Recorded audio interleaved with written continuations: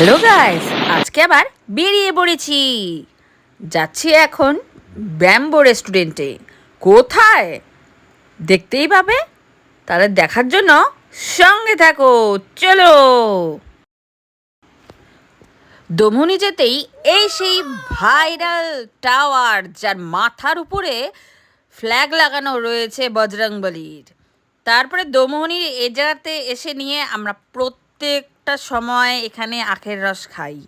তো আবার নেমে গেছি, আখের রস খাবো, ভীষণ ভালো লাগে।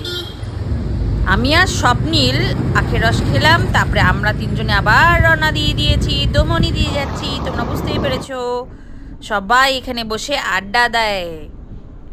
জায়গাটা বেশ সুন্দর। তো আমরা আবার চলছি। দেখতে থাকো, শেষমেশ ঢুকছি খুব সুন্দর একটা জায়গায়।